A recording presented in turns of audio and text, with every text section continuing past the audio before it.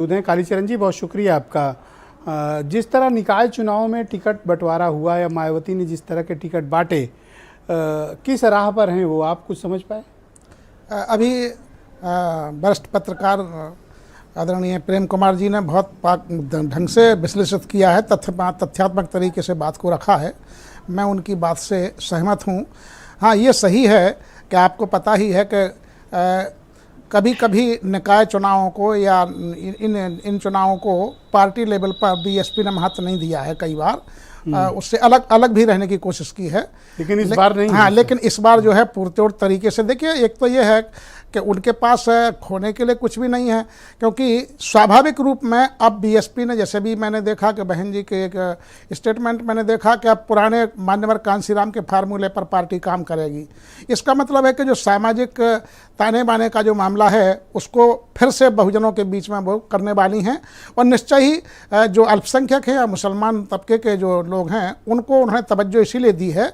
और यही कारण है कि आप जान रहे हैं कि लोकसभा में भी ये कहा गया था कि सपा जो है हारी नहीं है, भाजपा ने हराया नहीं है, बल्कि बीएसपी के द्वारा हराया गया है। आज नवभारत टाइम्स में एक खबर छपी है, पहले पन्ने पे पहली खबर, आपने जरूर पढ़ी होगी या देखी होगी या सुनी होगी कि ताज कॉरिडोर में सीबीआई को अभियोजन की स्वीकृति एक अभियुक्त के खिलाफ मिल गई है। मुझे ध्यान है कि उसमें मायावती के नाम की जो प्रोसीडिंग्स थी वो ड्रॉप हो गई थी। ये सब क्या डरवाने के लिए तो नहीं है?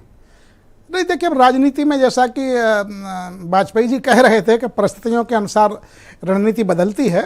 अब मैं नहीं कह सकता कि उसमें क्या है, ये तो सियासतदान जाने, लेकिन ये निश्चय है कि पार्टी को इस बार बहुत गंभीरता से लिया जा रहा है, और निश्चय ही ये जो अल्पसंख्यक वोटों की जो ध्रुवीकरण की बात है, इसको चुनौती तो है, क्योंकि सपा का दावा, और ये भी सही बात है कि यहाँ मुख्य मुकाबला हम देखते हैं, कोई भी चुनाव हो तो सपा और भाजपा के बीच में कर दिया जाता है, बीएसपी को तवज्जो नहीं दी जाती है। नहीं, तवज्जो इसलिए भी होनी चाहिए क्योंकि पिछली बार तो उनके दो मेयर थे। हाँ, नहीं, ठीक है, ये लेकिन सही, जिस रणनीति की तरफ मायावती बढ़ रही हैं, इस बार उससे गंभीर प्रश्न ये खड़ा होता है स्नेही जी कि वो खुद जीतना चाहती हैं या किसी को हराना चाहती। देखिए, कोई हारेगा तो उसका आज लाभ नहीं तो कल मिलेगा। क्योंकि मुख्य मुकाबला तो ये, जैसा कि कहा प्रेम कुमार जी ने भी कहा है कि मुख्य मुकाबला तो सपा और बीएसपी के अंतर्गत ही होना है। आप ये कहना चाहते हैं कि मायावती के लिए दुश्मन नंबर 1 समाजवादी पार्टी, बीजेपी नहीं? नहीं, मुझे ये असल में देखिए कि भाजपा के प्रति जो दृष्टिकोण दलितों का है और अल्पसंख्यकों का है वो स्पष्ट है, उसमें कोई गुमराह करने की आवश्यकता उतनी नहीं है। लेकिन ये सही बात है कि जो और तबके के वोट हैं, सवर्ण तबके के वोट हैं, उनको जैसे अब के मुसलमानों को 11 मेयर के पदों पर दिया है, और स्वाभाविक रूप में वो अपनी जगह है नगर निगम चुनावों में अपनी जगह मजबूत पकड़ भी रखते हैं। यही कारण है। असंतुलित है लिस्ट, इसलिए कह रहा हूँ क्योंकि नॉर्मली ऐसा होता नहीं है ना। अगर मान लीजिए कि उनका वोट शेयर 14%, 15%, 16% है, टिकट आप उनको कितने दे रहे हैं? 60%।